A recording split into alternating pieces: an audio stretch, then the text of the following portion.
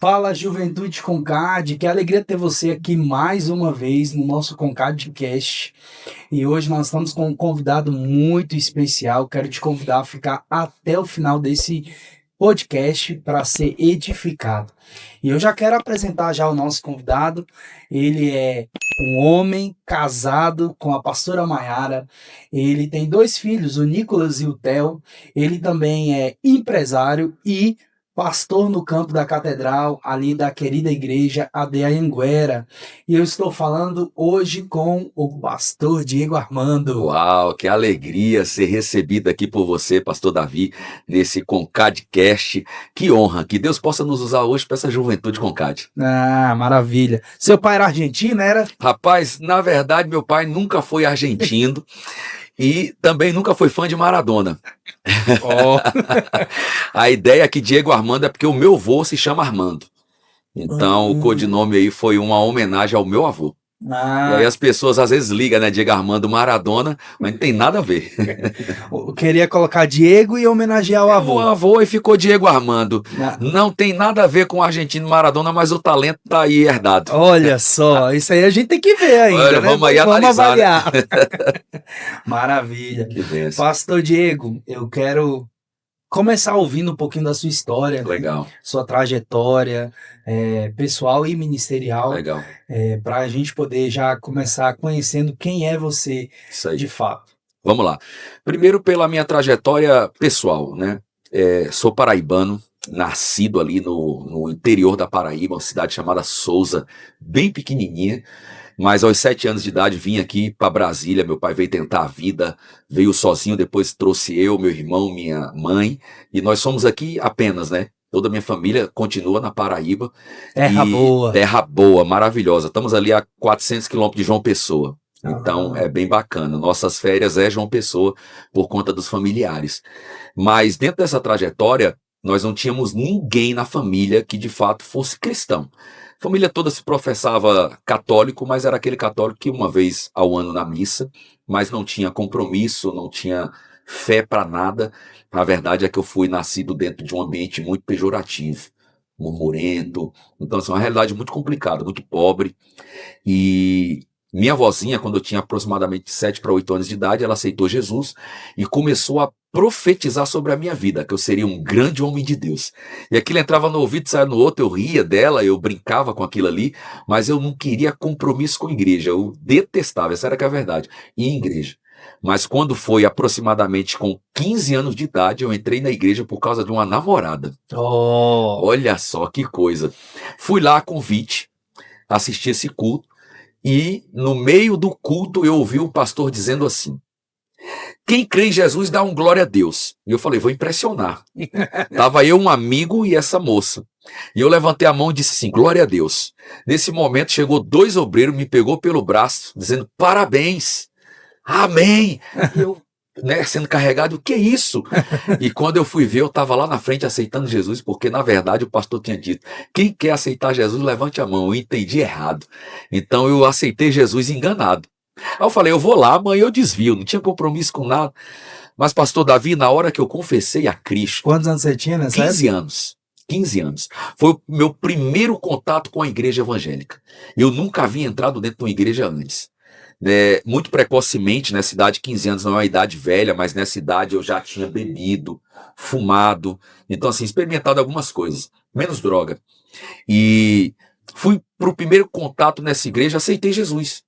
Mas na intenção de, poxa, só não vou negar, mas não vou descer pro coração. Mas nos momentos da confissão, nas palavras ali, eu bambiei. Eita. Eu senti uma coisa estranha. E eu sei que quando eu voltei para casa, eu voltei coisado. Estranho. Chegando em casa, foi uma coisa incrível. Eu dormi, acordei no outro dia e disse para minha mãe, sou crente. Minha mãe riu de mim. Duvido. Falei, sou crente. Naquele momento, eu não fumei mais.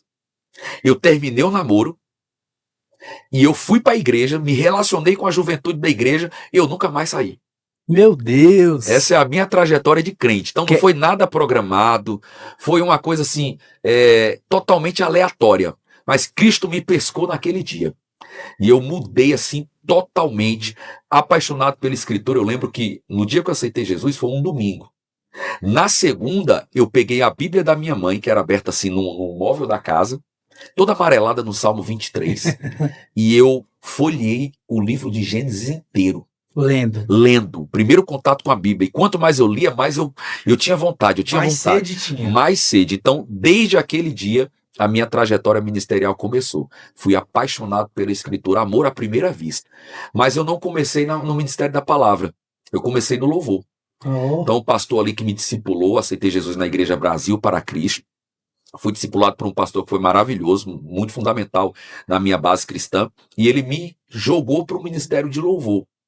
Então, me tornei baterista, arranhava ali no violão, tentei aprender um pouco do teclado, mas o instrumento mesmo que eu fluí foi bateria. Passei anos, até mais ou menos uns 19 anos de idade, sendo integrante do Ministério de Louvor.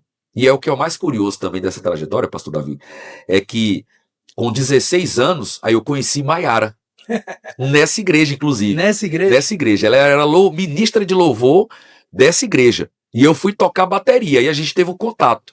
E com 16 anos de idade, a gente começou a se conhecer, começamos a namorar, eu com quase 17 ali, com 18 noivei, com 19 eu estava casado. Meu Deus do céu, então a Maiara foi a minha segunda namorada, e assim, namorada mesmo, que a primeira não foi uma namorada, mas ela foi a primeira, basicamente, de namoro sério. Sim. E casei, tô até hoje para a eternidade. Olha só que maravilha, gente. Bem curioso.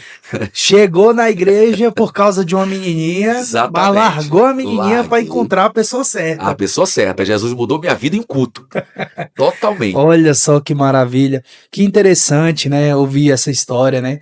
Talvez você que está ouvindo aí o podcast, ou vendo o podcast, também aceitou Jesus com interesse em uma mocinha, né? E aí Deus foi lá e fisgou. Isso é o que Deus faz, às vezes, de maneira intencional. Ele nos leva até a presença dele, até o momento em que nós vamos ter uma mudança de vida, uma virada de chave na nossa vida, para que nós possamos viver um novo tempo, né? E você começou a namorar muito novo com a Maiara, noivou, casou muito jovem. Como é que foi esse relacionamento durante esse tempo, né? Essa maneira que vocês se relacionaram como jovens dentro da igreja, buscando viver em santidade. E como é que foi? Conta aí pra nós, para quem sabe inspirar esses jovens aí a também namorar logo aí, casar. Legal. Isso é importante. O que eu sempre trago comigo a ideia de que não importa a maneira que nós vamos chegar na igreja. Importa a maneira que nós vamos sair dela. Sim. Se eu carrego comigo, porque foi isso que aconteceu comigo. Eu cheguei com uma intenção e Deus me transformou em um culto e eu saí totalmente com outra intenção. Mudei a minha vida. Quando eu conheci Maiara, eu tinha um propósito muito claro. Quando eu fui pedi-la em namoro, eu disse muito claro para ela. Falei, apesar da minha idade, da sua, se namorarmos vai ser para casar. Porque assim, tava naquele fogo do primeiro amor, sabe? Aquela queimando por Jesus. E logo começamos a namorar e veio aquela dificuldade do namoro santo. E graças a Deus nós nos guardamos em santidade. Eu acredito que eu colho bênçãos até hoje por causa dessas atitudes que nós tivemos. Sim. A família muito presente, a família dela, nosso namoro era aquele namoro cordial, onde era na presença dos pais, né? Não é tantos anos atrás assim, mas era um namoro muito respeitado, nós não saíamos sozinhos, até porque não tinha nem carro para isso, nem idade para essas coisas, né? Hoje a juventude é outra, né? As coisas mudam, mas naquela época era assim, a gente tinha esse namoro muito assistido, digamos assim, tanto pela minha família como pela família dela. Então, para essa questão de se guardar em santidade, a gente decidiu casar rápido. E Deus foi muito bondoso. Aí já entra na minha trajetória pessoal. Com 16 anos de idade também eu despertei os olhos para o mercado imobiliário. Então eu comecei a trabalhar como despachante imobiliário, que era fazendo toda a trajetória documental. Sim. Até o momento da aprovação. Depois da aprovação, o momento do cartorial ali de casa, eu resolvia tudo aquilo também. Sim. E na época eu lembro que eu tinha, Davi, 16 anos de idade e eu já era muito bem comissionado. Então com 16 anos de idade eu já tinha processo que eu ganhava R$1.000. Há muitos anos atrás. Então, assim, era uma boa remuneração. Então, eu e Maiara já tinha um bom emprego também, na época. E a gente, então, já tinha uma estrutura. Tanto que com os 17 anos de idade, nós compramos o nosso carro. Compramos o nosso apartamento. Então, quando nós casamos, nós já tínhamos tudo. Olha só. Tudo mobiliado, bonitinho, apartamento próprio, carro, pagamos nosso casamento, tudo bonitinho, tudo certinho. Então, graças a Deus, começamos uma trajetória, apesar de nova, mas muito bem assistido pelo Senhor, estruturado, e foi nisso. Mas graças a Deus, o nosso namoro, eu posso dizer que vale a pena se guardar em santidade. Vale a pena, porque eu acredito que Deus, ele também abre portas através disso. E na nossa geração nós temos um hedonismo, digamos assim, né? Que Sim. é uma sensação de prazer o tempo todo. Né? As pessoas querem namorar, mas não têm intenção futura de casar. E eu deixo um recado para a juventude que está nos assistindo. Se não tem intenção de casar, não invente de namorar. É. Não adianta. Exatamente. E nem pode ser alguém que vai despertar um desejo em alguém que não vai ser correspondido, né? Justamente. Então, assim, a gente realmente precisa tomar cuidado Sim. com relação a isso, né? E que interessante, né? Essa questão de relacionamento. Sim. Hoje, a gente realmente precisa analisar Claro. essa questão de namoro, principalmente sobre a perspectiva bíblica, né? Sobre a perspectiva cristã, que devemos nos guardar, devemos Sim. viver em santidade e devemos também procurar vivermos um relacionamento seguindo aquilo que, para nós, vai nos fazer bem futuramente. Né? Justamente. Eu sempre Então, costumo dizer também, pastor Davi, que os tempos mudaram, sim, mas a Bíblia não. exatamente. Então eu preciso ficar com o que ela me orienta. Uhum. Não podemos fugir disso, né? Nunca, de forma alguma. De jeito nenhum. E meu amigo, você falou aí que você mexeu no ramo imobiliário, que você Sempre. trabalhou, e hoje você é um empresário. Também. Como é que é para você, por exemplo, conciliar a vida de empresário e pastor de uma igreja? Como é que você consegue isso? Qual é os desafios que você enfrenta? É desafio atrás de desafio, né? Apesar de que a graça de Deus, ela vem junto conosco, né? Eu sempre operei dentro do mercado imobiliário. Sempre que saí, nunca dava certo. E eu acabava voltando para o mercado imobiliário, que é o que eu sempre soube fazer e sou apaixonado por isso. Então comecei ali como despachante imobiliário. Por volta de uns 18 a 19 anos, eu me tornei corretor, né? Parte de venda de imóveis. E quando eu fiz mais ou menos uns 22, 23 anos de idade, eu saí da área para abrir um distribuidor de laticínio com Maiara.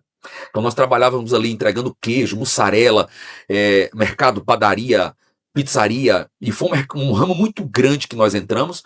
Infelizmente, por causa de má gestão, a gente acabou quebrando, foi um processo bem dolorido na nossa vida. E aí eu voltei para o ramo imobiliário. E aí me especializei na questão da arrematação de leilão.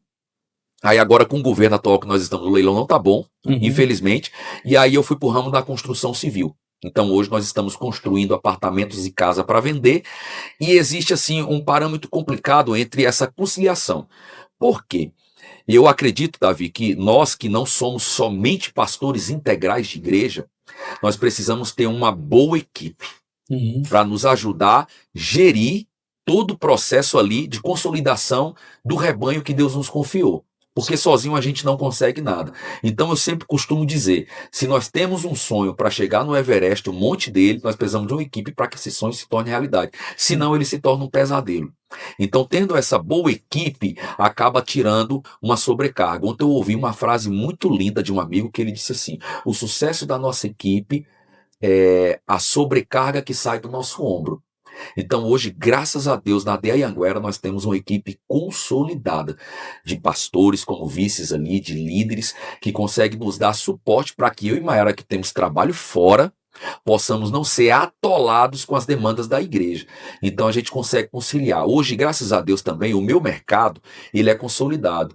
Então lá não depende tanto de mim para poder crescer um prédio, digamos assim, né? Hoje tem uma equipe que já trabalha certinho, tem uma equipe de venda que já vai vender, uma equipe de documentação que já vai produzir. Então hoje a gente por fora consegue gerenciar ali sem muita dificuldade. Maiara a mesma coisa. Hoje Maiara trabalha como representante comercial com 3 pastas de grandes empresas, uma que trabalha com produtos de alimento como frango, cortes de frango, outra cortes suínos e outras de laticínio. Então, tem uma praça grande, que tem alguns outros estados também, que ela supervisiona toda essa equipe de venda, mas ela também consegue, pelo telefone ali, desenrolar muita coisa.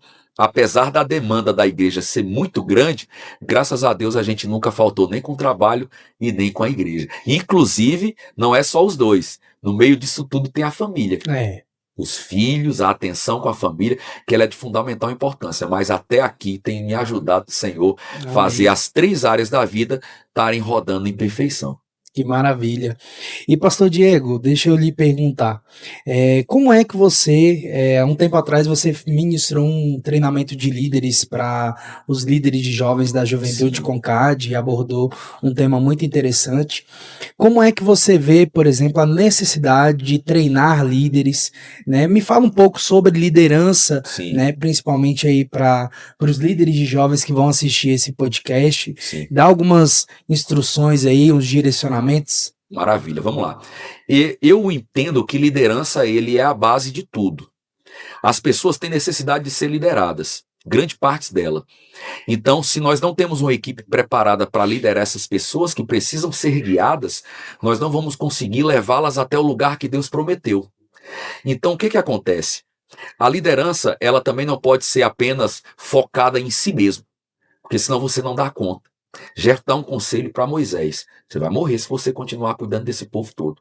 Coloque pessoas capacitadas para cuidar deles. Quem tem capacidade de 50, 50, tem capacidade de 200, 200, capacidade de 1000, 1000. Então, o que nós precisamos entender? Qual é a extensão da minha capacidade? Eu, como líder, tenho que ter isso claro. Porque um líder de 100 não pode se atrever a liderar 1000. E um líder de 1000, se lidera 100, ele leva os 100 a 1000. Sim. Então nós temos que ter essa capacidade. Nós, como pastores, temos essa visão para separar nossa liderança. Quem tem capacidade de gerar essa expectativa que está sobre ele? Então, no treinamento com o CAD, foi uma noite muito linda. Eu falei sobre a liderança de Josué, né? A disponibilidade de Josué, que Deus ele não deixa Josué curtir o luto ali por causa de Moisés. Ele diz: ei, bora. Porque líder é isso, é carregar no ombro o peso da chamada sem desculpas. Eu costumo dizer para a igreja que estamos pastoreando, pela graça de Deus e do nosso presidente, que nós somos indesculpáveis como liderança. E nós nunca podemos entregar somente aquilo que o homem esperou, mas sempre muito mais, porque a capacidade que Deus nos deu, Davi, ela é infinita. Sim. Ela é infinita. Então, quais é as áreas da minha liderança que deixa a desejar? É meu relacionamento interpessoal? É a minha capacidade teológica? É a minha capacidade criativa? Independentemente de qual seja o meu defeito, digamos assim, de limitação. Limitação, obrigado.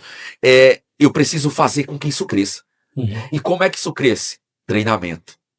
Trazendo alguém que pode agregar você na sua limitação. Você só vai crescer se for treinado por alguém que está acima de você, além de você.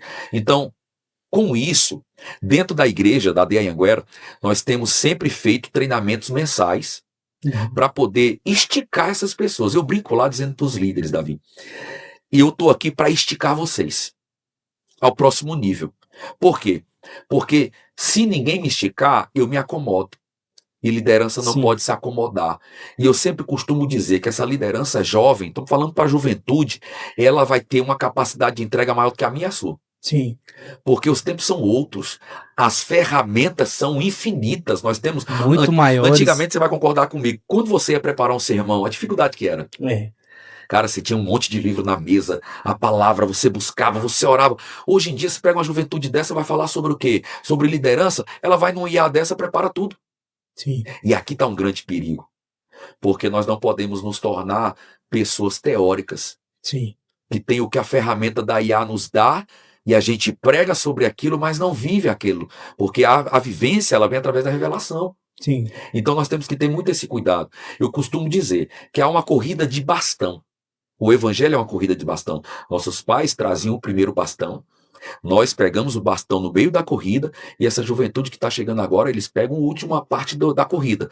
Você pega o Bolt lá, acho que é alguma coisa assim. Usain Bolt. Exatamente. Jamaicano. Ele é um camarada extraordinário na corrida. Mas você já percebeu que ele é sempre o último a sair? Por quê? Porque o último ele vai equilibrar. Ele tem que ser o mais rápido para chegar na linha de chegada. Então eu acredito que essa última geração nossa, ela vai ser muito mais poderosa do que todas as que surgiram. Mas existe um desafio muito grande em liderança como hoje. As pessoas precisam entender que liderança, apesar de depender muito de um treinamento, ela também depende de uma revelação. Sim. Então tem estratégia que os livros não irão nos dar, os mentores não irão nos dar, é somente o lugar secreto. Então se a gente junta tudo isso, dependência espiritual, treinamento e capacidade com pessoas que já estão há anos à frente de nós e disponibilidade, é impossível dar errado no nossa trajetória ministerial. Maravilha, isso mesmo. Pastor Diego, quando a gente vai lá na ADA Anhanguera, a gente percebe que há muitos jovens envolvidos na ADA Anhanguera, né? E fala aí para nossa juventude a importância dos jovens se envolverem na igreja local, trabalharem, serem ativos no reino de Deus, não viver um ativismo, mas viver uma disposição em servir na igreja local, ao pastor. Como é que você se sente tendo tantos jovens servindo lá na ADA Anhanguera? Pra gente é um orgulho, né? É um presente. Nem sempre foi assim. Então o que a gente fez? Antes aqui nos bastidores nós estávamos um pouco conversando e eu disse para você que a primeira gravação de podcast que eu fiz foi dentro da própria igreja, dando um treinamento, uma mentoria para a nossa juventude chamado DNA do Chamado. Depois dessa mentoria, os nossos jovens despertaram uma visão para servir que antes não estava tão engajada, porque eu deixei claro para eles que o chamado ele nunca será nosso. Apesar de pertencer a nós, ele não é de fato nosso, chamado é de Deus. E assim que eu não puder fazê-lo, Deus não vai deixar comigo, vai passar para quem queira fazer. Ele diz para Jeremias no capítulo 1, ele diz assim, Senhor, sou uma criança. Deus diz assim, não diga isso. Eu te chamei, eu te escolhi, desde o ventre da tua mãe, as nações te dei por profeta. Ou seja, Jeremias então não escolheu ser profeta. Ele nasceu para servir sem ter escolhido servir. Deus já deu uma trajetória para ele. Sim. Cabe a ele executá-la ou não. Deus não vai forçar. Então, com isso, eu entendo que Deus me deu um DNA do chamado. E qual é o principal chamado da nossa geração? Servir. Uhum. Eu não julgo um chamado como uma pregação, um louvor. Isso é coisa passada. Apesar de depender muito a igreja depende disso, de quem prega, de quem canta, mas não é só sobre isso, porque se eu pego uma igreja, a de Marajó, por exemplo, só tem quem canta e quem prega e ninguém que faça mais nada, a gente não tem uma igreja. Então a igreja ela também é reunida com pessoas que fazem o serviço. Então nós abrimos um serviço para a nossa juventude com um treinamento chamado Discipulado, Raízes e Destinos. Começamos a treinar eles a importância do serviço, da disponibilidade. Jesus disse para os discípulos assim, quer ser o maior no reino? Seja o que mais serve. Então, liderança nada mais é do que servir. Já dizia John Maxwell. Então, pegando essa ideia aí, nós trouxemos treinamento para a nossa liderança, para a nossa juventude, através da liderança da juventude. Hoje, dentro do staff, dentro do nosso acolhimento, dentro do toda a nossa operação dentro da igreja, inclusive lá no estacionamento, nós temos juventude trabalhando. É ali no serviço da sala VIP, quando algum pastor convidado vem, quando algum evento acontece, eles estão trabalhando. Então, na salva da oferta, porque eles entenderam que estar disponível para o reino é ser aprovado pelo dono do reino. Amém, isso aí. Então você, jovem, que está nos assistindo aí, nos acompanhando, olha só a importância de você se envolver com o reino de Deus. Não é porque você é jovem, não é porque você se acha limitado, né? O pastor Diego começou a servir com 16 anos ali, tocando bateria, né? Eu comecei a servir também com 14 anos ali, liderando jovens e adolescentes na época. Então, assim, não olhe pela limitação que vocês têm ou pela idade que vocês têm. O próprio apóstolo Paulo falou, né? Ninguém despreze a tua mocidade. Então, eu costumo falar que é nessa época de mocidade que a gente tem mais tempo para servir, mais tempo para se dedicar, mais tempo para orar, mais tempo para ler a Bíblia, mais tempo para estudar livros e por aí vai. Então, aproveite essa oportunidade que vocês têm, né? Pastor Diego, Interessante o que você falou aí sobre, principalmente, ter esse DNA do chamado, Isso. né? E esse despertar para viver o chamado de Deus. Isso aí. O que você falaria para um jovem, por exemplo, que ainda não descobriu o seu chamado? O que você aconselharia, falaria para ele? De que maneira ele pode descobrir para que ele foi chamado dentro do reino de Deus? Essa mesma pergunta foi feita pelos nossos jovens. E é um prazer poder responder aqui para o senhor, para a Juventude Concade, o que eu falei para eles. Primeira forma de descobrir o chamado é a forma base, oração. Porque chamado vem através de revelação. Você vai ver, voltando a Jeremias, que o próprio Deus chega a Jeremias dizendo: eu te chamei para ser profeta, não foi ninguém. Jeremias não consultou um profeta, Jeremias não foi atrás de um culto de revelação, Jeremias não foi atrás de alguém para ler a mão dele. Jeremias teve a voz do próprio Deus falando para ele. Então entende que esse ambiente de secreto revela o meu chamado. Mas a segunda forma de descobrir o chamado, ela é simples e ela é universal. Qual é? Aquilo que te incomoda dentro de uma igreja é aquilo que você foi chamado para solucionar. Simples assim. Poxa, eu observo, cara, o louvor me atrai. Aí isso aqui no louvor me incomoda. Eu poderia fazer assim. É porque Deus te chamou para aquela área. A área da sonoplastia, o ruído do som, é só aguçado para aquilo. Deus te chamou para aquilo. Então assim, o que te incomoda? Você pode ser o solucionador daquela situação. Eu sempre falo para a juventude: tá orando? Tô orando, pastor, mas ainda não ouvi a voz de Deus, porque às vezes a ansiedade atrapalha um pouco da gente descobrir o nosso chamado. E o que acontece? É um problema grave. A gente começa a achar que o meu chamado, ele é dentro de uma comparação do chamado de alguém. Aí eu admiro o chamado do pastor Davi, eu quero ser como o chamado do pastor Davi. Não, eu posso me inspirar no seu chamado, mas eu não posso viver o seu chamado. E ele é seu. Jesus não chama cópias, né, para viver. Não chama. O chamado. Justamente. Então, assim, aí essa nossa geração tem identificado isso. E eles querendo copiar muito, porque talvez não seja a palavra certa chamar a preguiça de descobrir o chamado, mas a falta do secreto tem gerado esse tardio de descobrir o chamado, e ele entende que o chamado é aquilo que é bom. Por exemplo, eu acho legal dançar. Então eu vou dançar porque minha amiga dança, me chamou para o grupo de coreografia, mas talvez Deus não me chamou para aquilo. Apesar de eu toquei muito bem bateria, mas eu não fui chamado para ser um baterista, apesar de ter desenvolvido, porque a prática conduz à perfeição. E eu costumo chamar que às vezes Deus vai te atrair para uma área apenas para você se firmar, para você entender a importância de servir, mas depois ele pode te ativar para outra área. Porque eu também comecei no louvor e depois eu fui para a palavra. Então, mudou. Querendo ou não, tem esse direcionamento. Às vezes Deus vai te puxar para uma área apenas porque você se interessa por aquilo. Mas às vezes ele vai te direcionar para aquilo que ele realmente tem para você. Eu lá na igreja, Davi, quando que eu aceitei Jesus. Quando o pastor, que era o nosso pastor na época, pregava, ele tinha uma palavra extraordinária. Ele, assim, a palavra dele para a época é como se ele tivesse à frente da geração da época. Ele é uma palavra muito poderosa. E eu ficava ali vidrado naquilo. Encantado. Cara, encantado. Eu queria que o culto não acabasse. Quando era alguém que pregava e não era tão bom, me incomodava. E aí eu parei, falei assim: poxa, a palavra que é boa e eu não quero ir embora, a que não é tão boa me incomoda, então talvez Deus queira me usar na palavra. Então eu comecei a ler a palavra muito, eu lia, comprava muitos livros, sempre fui apaixonado por literatura, tentando ler um livro por semana desde então, e ia, até que um dia Deus usou alguém e falou para mim assim: eu te chamei para pregar a minha palavra. Então aí o chamado ficou claro, mas ele já estava queimando dentro. Então assim, o desejo pela literatura bíblica já era Deus me despertando para aquele chamado. Então assim, hoje, quer descobrir o chamado? Oração, secreto, e descobrir o que na igreja te queima por dentro. Aquilo é o seu chamado. A necessidade que você enxerga é a visão que Deus está te apontando, né? Pronto. É uma frase que já poder. Você aí anota essa frase, volta se preciso, e anota e grava isso. É isso aí. Simples assim. Que maravilha.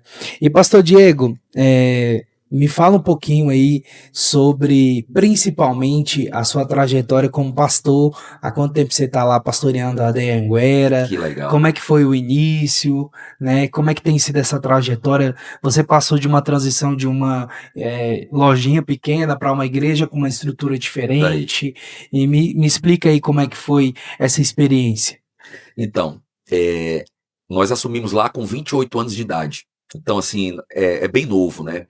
E para mim, não só a idade, mas como toda a questão pastoral era muito nova. Eu já era itinerante, pregava, mas um itinerante não é um pastor. Hoje eu tenho isso muito, muito definido. Não necessariamente Não, conhece o que não, é uma igreja, não. E de quando eu fato. falo pastor, não falo no cunho teológico. Eu falo na questão logística, na questão Operacional, né? operacional, eclesiástica. Não tem nada a ver uma coisa com a outra.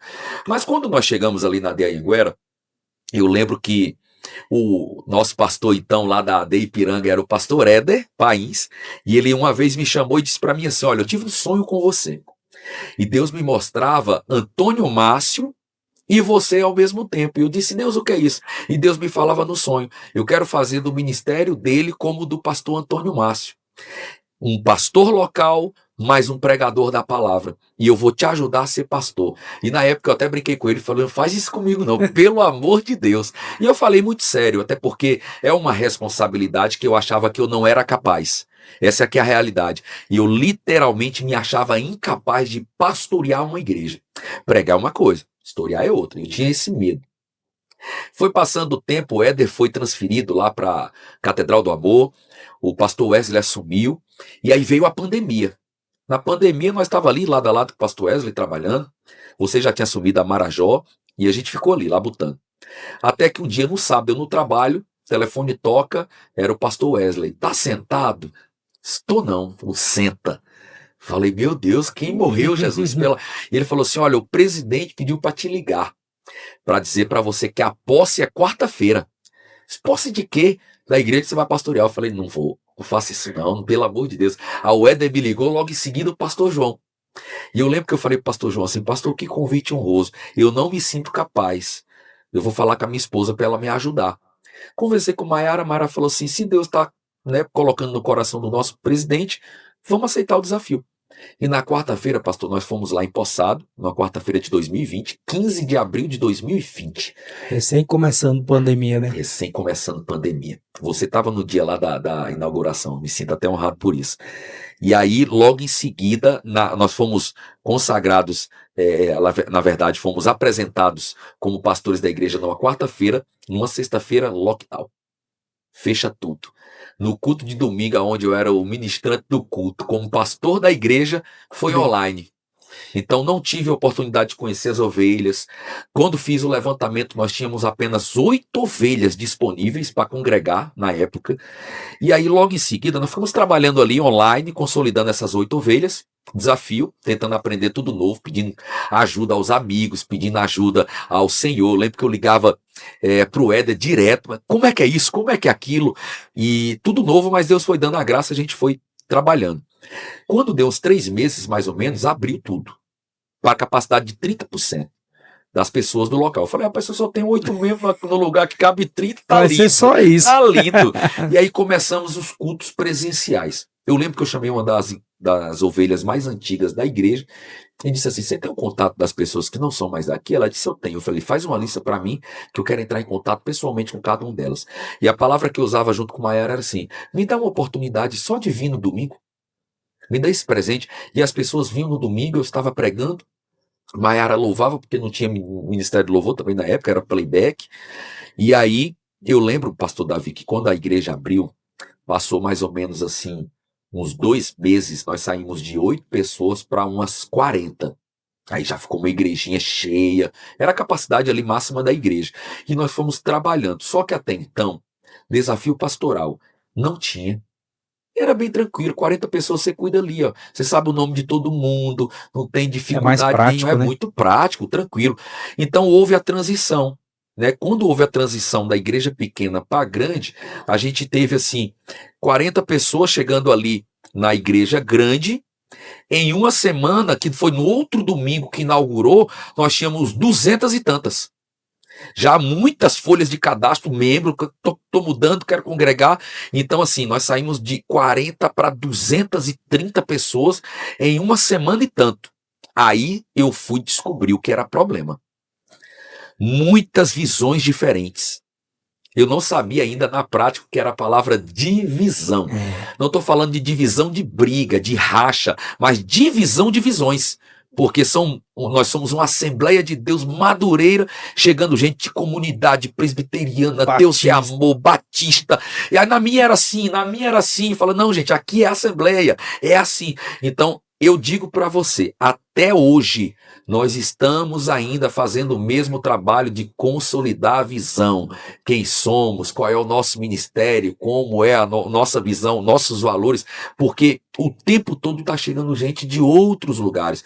Aí aumenta muitos desafios. Então, o bastidor pastoral é só para quem é pastor. Tem muita coisa pesada, é muita carga que a gente assume, é muito problema grave que a gente cuida ali nos bastidores, mas uma coisa que eu lhe falo, nenhum treinamento, nenhuma literatura lhe dá de fato capacidade de pastorear, a não ser a revelação da graça de Deus. É ela quem te ajuda. Às vezes eu estou em gabinetes que eu falo assim, eu estou ouvindo alguém e eu falo assim, o que eu vou dizer? No gabinete, estou dizendo, Senhor, na mente tá, na mente, Santo, Espírito me ajuda. Santo, o que eu falo? Porque é algo que você pega de surpresa assim, que você fala assim, não acredito que eu estou ouvindo isso. E o Espírito Santo, ele vai lá e te dá sabedoria, revelação.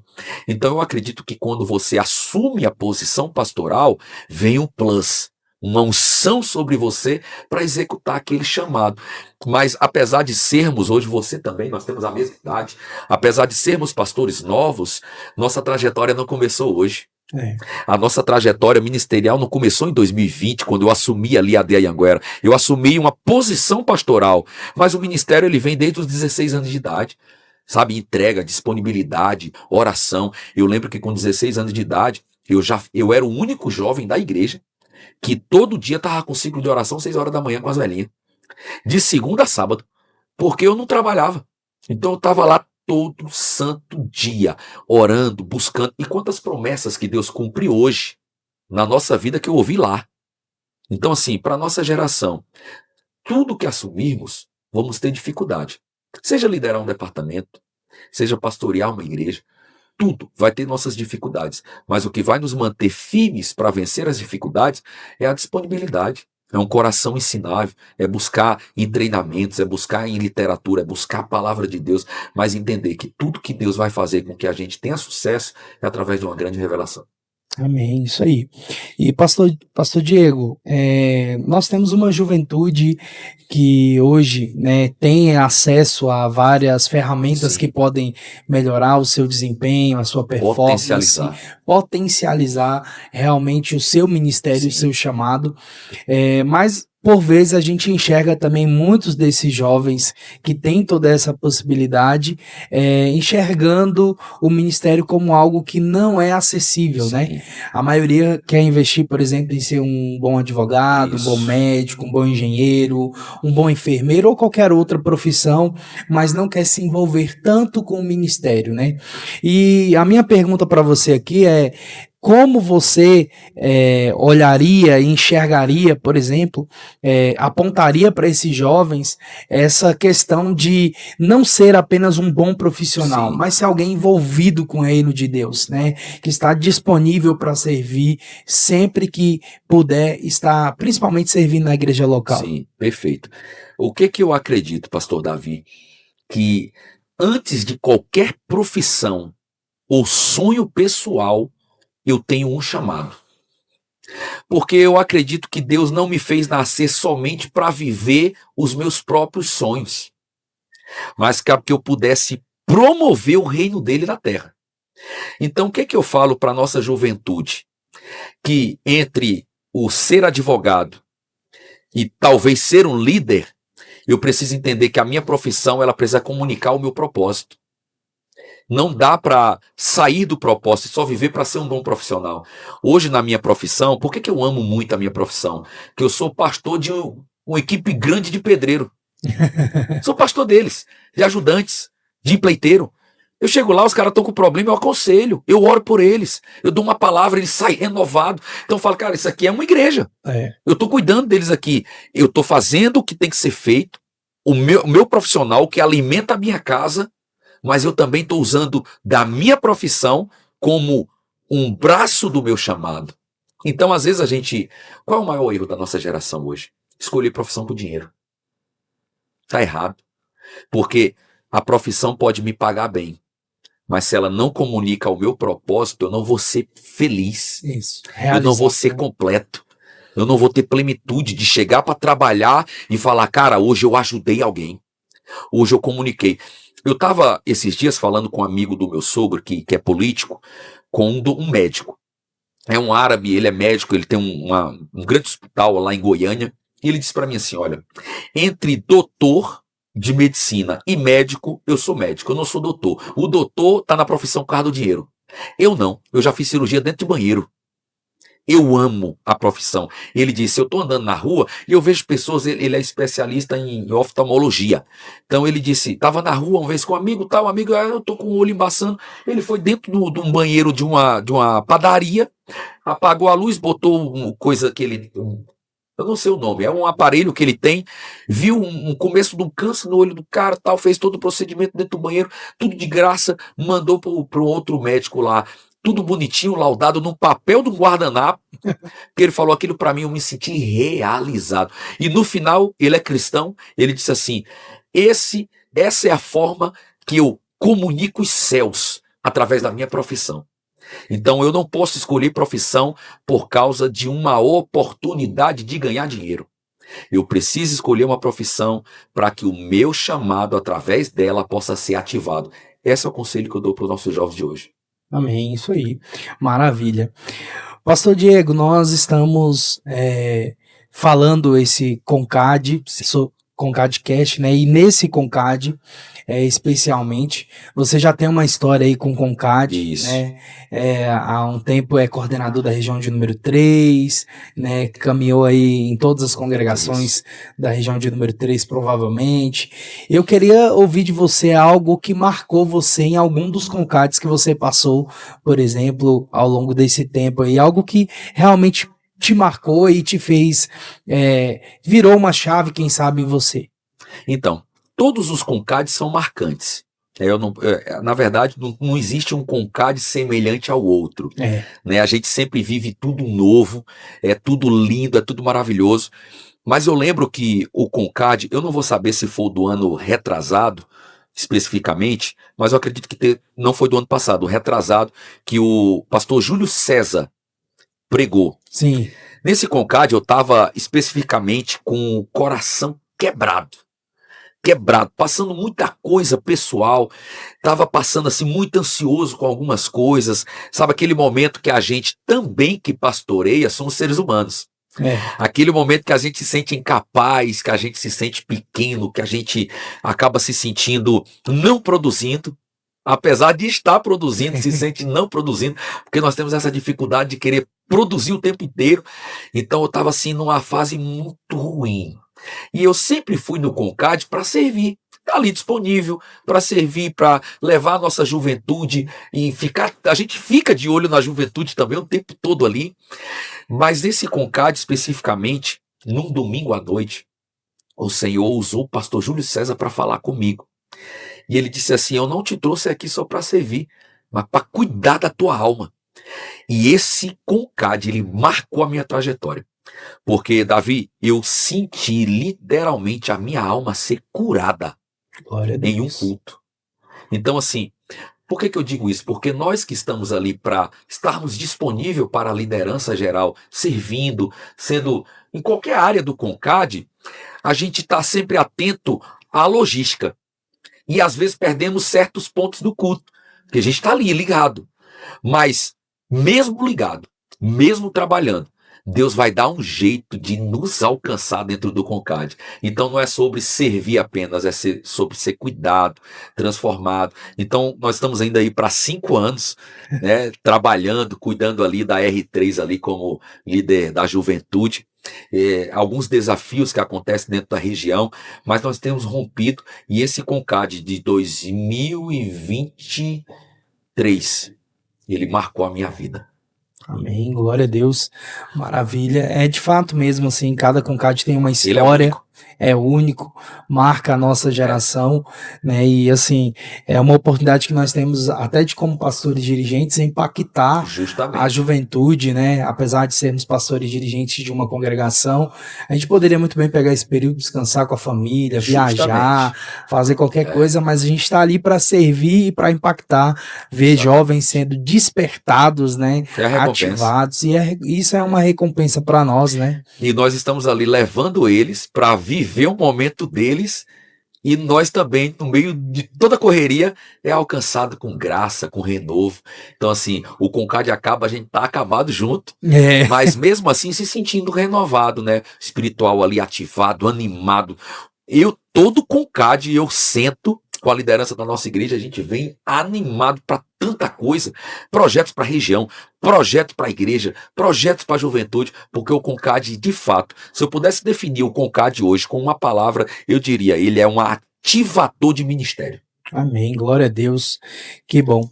Meu amigo, o Concade 2026, ele tem um tema poderoso, um tema muito bom, um tema que nós precisamos dar uma atenção especial, né, que é o tema legado, né, que é uma geração comunicará a outra geração. Meu Deus. E eu queria te ouvir um pouco, né, sobre legado, falar um pouco sobre legado, e além de falar um pouco sobre legado, eu queria que você falasse qual é o legado que você quer construir e deixar para a próxima geração também. Que legal. Legado é um tema que, assim, ele estremece a nossa alma, porque é uma palavra muito profunda. O legado, ele é totalmente oposto à herança. É totalmente oposto, porque legado é aquilo que nós deixamos para uma próxima geração. A herança não, é algo que fica para nós. Então, assim, quando você fala de legado, você está falando de tudo aquilo que você está produzindo, talvez não seja para você colher. Então isso tem que ter uma definição muito grande do que eu estou fazendo, porque nós somos um povo que construímos para usufruir. E o legado nem sempre você vai construir para você usufruir. É verdade. Você vai construir para um terceiro, alguém que você nunca viu, alguém que você nem conhece, para sua família. Então, saber que o nosso ministério, ele pode ser construído como um legado para alcançar pessoas que ainda nem nasceram, esse é o meu propósito principal. É alcançar gerações que ainda nem chegaram a esse mundo, mas que tem a minha participação, ainda que seja mínima, mas que tem a minha participação. Por isso, Davi, que eu te digo que tudo que eu faço ministerialmente falando tem uma intensidade gigantesca. Eu não faço nada por fazer. Por exemplo, eu vou liderar algo, vou fazer algo, vou entregar algo. Eu não posso chegar ali apenas para cumprir um papel. Eu preciso fazer como se fosse acabar o mundo amanhã. Porque eu sei que a minha pequena participação está gerando um legado espiritual que pode alcançar alguém que eu nem conheça. É verdade. Então, se a nossa juventude tiver essa mentalidade, que nós não fomos chamados para usufruir do nosso chamado, mas o nosso chamado foi chamado para alimentar alguém, eu paro de tentar fazer para o meu nome aparecer. Eu paro de ficar chateado quando alguém não lembrou de mim. Sabe aquela geração que agradeceu todo mundo, menos o pastor Davi, e fiquei de bicão. Ninguém me reconhece. Quem tem legado, está construindo legado, não se importa para o reconhecimento, porque ele sabe que legado é algo que o céu vai sustentar. É algo que vai comunicar a uma próxima geração aquilo que eu estou fazendo. E vai entrar também, isso é uma opinião minha, subjetiva, que o que eu estou construindo para as próximas gerações vai ter galardão. E isso me motiva. Com certeza, né? Afinal de contas, a gente é passageiro, né, pastor Diego? Justamente, a gente é como um vento. A gente passa, Exatamente. e o mais importante do que aquilo que a gente faz é aquilo que a gente deixa como legado. Justamente. A gente é um tijolo em uma grande obra.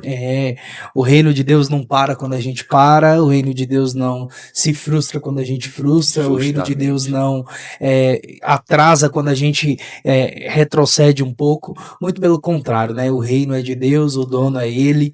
E é ferido, caminhando, dando fruto e dizendo assim, como eu queria ouvir uma palavra hoje, Deus dizendo, dê para alguém, né? Assim, eu queria tanto um abraço hoje, dizendo, abrace alguém.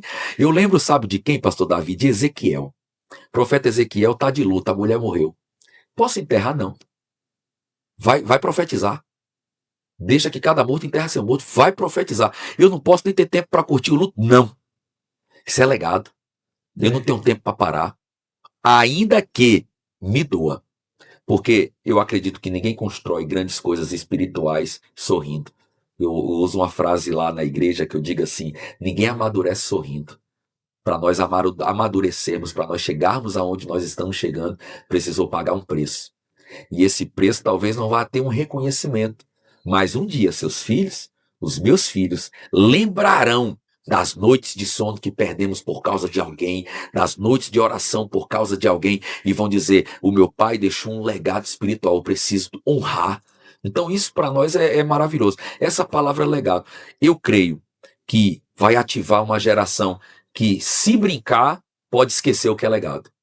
Porque quanto mais o tempo passa, essa explosão do algoritmo das redes sociais, trazendo viver o hoje, ficar rico o tempo todo com facilidades, tem que estar... Hoje nós pega jovem de 16 anos tão milionário, em redes sociais, em venda de produtos online. Então pega uma juventude e fala assim, todo mundo tem que ser rico então, todo mundo tem que ser empresário. Não, nem todo mundo tem que ser empresário. Tem gente que nasceu para trabalhar para alguém, e tá tudo bem.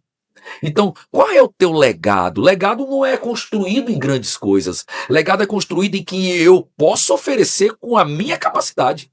E a minha capacidade e a sua são diferentes. Sim. Então tá tudo bem com isso. Então a gente precisa trazer, que Deus use os pregadores desse CONCAD para trazer essa consciência. Ei, o que você tem feito pelo reino? Ah, é X. Ah, mas alguém faz 4X. Não importa. Contribua com o que você possa, construa seu legado de acordo com o seu potencial. E isso a gente fica tudo bem. Que maravilha, meu amigo. Estamos já quase chegando aí ao final do nosso podcast. Passa rápido. Deus, se deixar, a gente passa um tempão aqui conversando, né? Que bênção. Que alegria. Estamos chegando já aí à conclusão.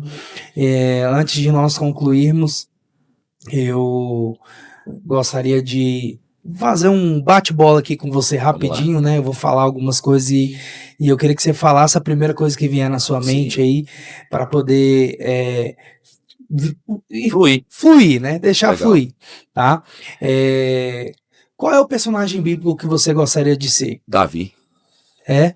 Davi é extraordinário, não só por causa da grandeza de ser um rei, mas porque é um dos homens mais rápidos de se arrepender. Legal. Qual é a referência bíblica que para você foi uma mudança de chave? Você fala em que sentido? Em qualquer sentido. O sentido que você... Abraão. A fé de Abraão foi justificada sem nenhum tipo de aparato. Não tinha Bíblia, não tinha profetas, não tinha uma igreja, mas creu. E foi. Para mim, ele é uma definição de fé. Não importa o que eu esteja vivendo. Se eu creio, vai dar certo. Bem, é isso aí. Qual é um líder atual que você se inspira, por exemplo? Meu pastor João Adair Ferreira. O coração do pastor João é inspirador. Ele é um homem manso, ao mesmo tempo pontual e decisivo, mas o coração do pastor João, ele me constrange, porque hoje nós temos visto tantos líderes que executam punho de ferro, que tenta extrair a produtividade a todo custo. Pastor João não, ele é humano. É um líder que eu me inspiro e preciso tentar ser parecido. Maravilha. Qual time você torce? Flamengo, com certeza. Que aqui, isso, meu amigo. É Mengão na veia. Jesus para você é? Tudo. Tudo? Tudo. Rapaz, que maravilha. Aqui todo mundo vem e responde tudo, né? Olha Acaba só. falando isso. Gente, nós estamos chegando ao final do nosso Concadcast. Eu que quero benção. agradecer você. Eu tenho certeza que através da vida do pastor Diego Armando você foi edificado ou edificada. Tenho certeza que algumas coisas vão mudar e você vai sair desse podcast com uma expressão que ele falou aqui, coisado. Coisado. Né? Então alguma coisa aconteceu aí Uau. em você e eu tenho certeza que você vai sair daqui diferente. E eu quero pedir para você, né? Imagina que você vai mandar agora uma mensagem para todos os WhatsApps de todos os jovens da Juventude Concad com uma frase. Qual é a frase que você escreveria para eles? Eu escreveria uma frase que faz parte, inclusive, do meu livro, que eu diria para a juventude de hoje, que futuro não é um tempo, mas um lugar que se cria a partir do hoje. Então a nossa geração de juventude Concad, eles estão construindo o futuro agora. Uns estão pensando em namoro, uns estão pensando na faculdade, uns estão pensando na vida profissional, uns estão pensando na vida ministerial, mas eu preciso entender que o futuro não é uma consequência de tempo. Ele vai existir. É uma consequência de uma construção de hoje. Então as suas decisões definem o nosso futuro. Então cuidado com as decisões que tomam hoje, porque o seu futuro está sendo construído agora. É isso aí. Meu amigo, você falou sobre o livro. Fala um pouquinho sobre esse livro, qual é o tema, o que ele aborda. Eita, esse livro é maravilhoso, pastor Davi. Eu tenho um livro 100% pronto. Estou precisando apenas de tempo para mandar. Eu quero agora, em 2026, trazê-lo à tona, mas é um livro chamado A Excelência do Processo. Eu passei um período de ansiedade, crises de pânico por 3 anos e meio. No meio desse turbilhão, Deus me deu 9 mensagens que se tornaram 9 capítulos acerca do processo de Deus na vida do ser humano. Então, eu entendo como na introdução desse livro, eu coloquei o nome Procedere, que é processo em latim, que quer dizer aquilo que te motiva a chegar além, ao outro lado, ao outro nível, é como uma mola propulsora.